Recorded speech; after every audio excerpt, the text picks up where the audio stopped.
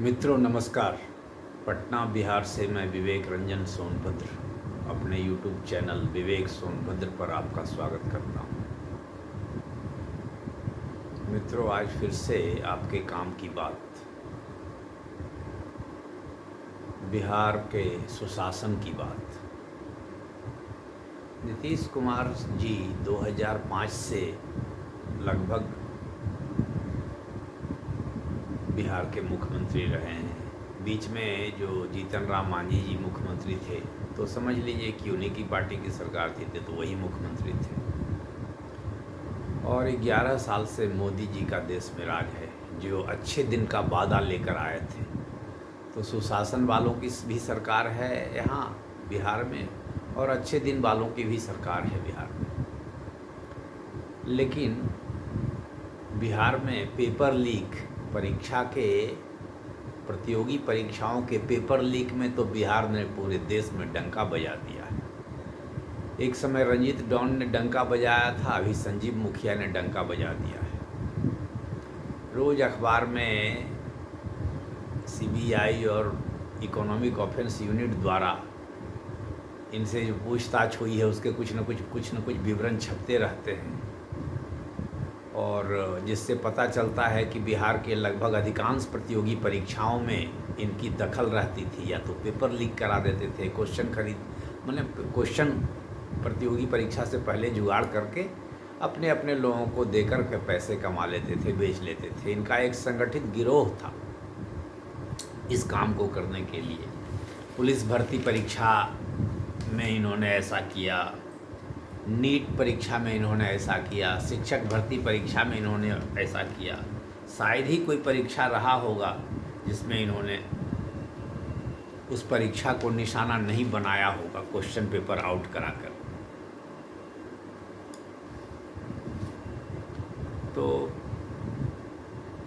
ये फिर सुशासन और अच्छे दिन का मतलब क्या होता है? जब प्रतियोगी परीक्षा में प्रश्न पत्र बिक आउट हो जाएंगे और बिक जाएंगे और पैसे वाले उसको खरीद कर नौकरी प्राप्त करेंगे, और उन लोगों पर कोई कार्रवाई अभी तक तो हुई नहीं है।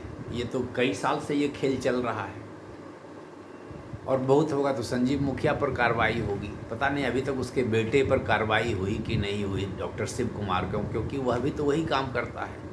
और भी अन्य लोग भी लाभार्थी हुए हैं।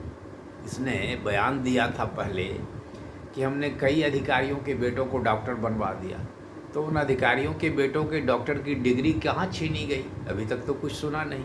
छीनी जानी चाहिए। और जिन अधिकारियों ने पैसे देकर अपने बेटों को डॉक्टर इंजीनियर बनाया, या जो भी बनाया, टीचर बनाया, सिपाही बनाया, जिन लोगों ने, अधिकारियों ने या गैर अधिकारियों ने भी, उन पर कहाँ कोई कार्रवाई हुई? घूस दे करके परीक्षा पेपर आउट कर लेना, यह तो षड्यंत्र है व्यवस्था के खिलाफ। इस पर भी पुलिस की कार्रवाई होनी चाहिए। यह तो संगठित अपराध का मामला है। इस पर मकोका या गैंगस्टर एक्ट आदि तरह के कोई कार्रवाई होनी चाहिए। तभी लगेगा कि सुशासन है, तभी लगेगा कि अच्छे दिन है। तो नीतीश कुमार साहब, इस पर कड़ी कार्रवाई कीजिए। मोदी जी, इन घोटालेबाजों को, पेपर लीक कराने वाले लोगों पर कड़ी कार्रवाई करिए। ये केवल कहने से तो अच्छे दिन आएंगे नहीं। ठीक है, आप पाकिस्तान के साथ जो किया आपने बहुत अच्छा किया, उसके लिए आपको बधाई, वह संतोषजनक है।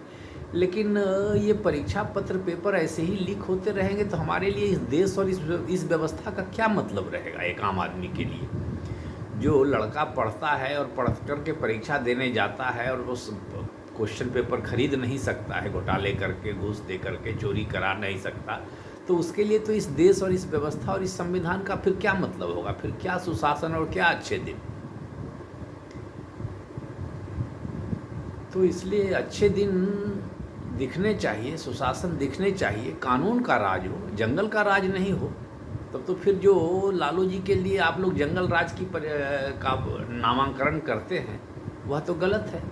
जब आपके यहाँ प्रतियोगी परीक्षा के प्रश्न पत्र बिक रहे हैं, लोग खरीद रहे हैं और परीक्षा पास करके नौकरी ले रहे हैं, तो यह भी तो कानून का राज नहीं हुआ, यह भी तो जंगल राज ही हुआ। तो कानून का राज कब आएगा? नीतीश कुमार जी साहब को 20 साल मिल गए, मोदी जी को 11 साल मिल गए, तो कानून का राज कब होगा? तो मित्रों, आप अपने समाज की स्थिति देखिए कुछ सोचिए, कुछ विचार करिए, इसको बेहतर करने के लिए कुछ कर सकते हैं तो करिए। मैं ज़्यादा क्या बोलूँ, मैं तो ये सब देख देख कर बहुत दुखी और बहुत व्यथित हूँ कि हर परीक्षा के प्रश्न पत्र लीक हो जाते हैं और बिहार के लोग लीक करते हैं। मध्य प्रदेश में व्यापम घोटाला हुआ, उसमें भी बिहार के लोगों की भागीदारी थी। गुजरात में नीट पेपर लीक होता है, हजारीबाग से नीट पेपर लीक होता है, या अन्य राज्यों से होता है, उसमें भी बिहार के लोगों की भूमिका रहती है। तो ऐसे लोगों को कठोर दंड दिया जाए, गैंगस्टर एक्ट लगाया जाए या मकोका एक्ट लगाया जाए या और कोई NSA लगाया जाए, तो राष्ट्र की सुरक्षा के लिए लोग खतरा हैं। जब व्यवस्था को ही ये लोग चैलेंज कर दिए हैं तो सही में ये लोग राष्ट्र की सुरक्षा के लिए खतरनाक हैं।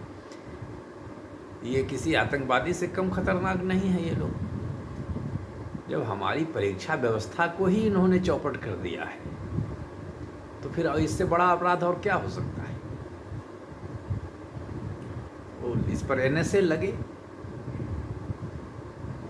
या अन्य जो भी कोई कठोर धारा और कठोर कानून हो उसमें कार्रवाई हो, तभी लगेगा कि हमारे देश में सुशासन है, अच्छे दिन आने वाले हैं या आए हैं।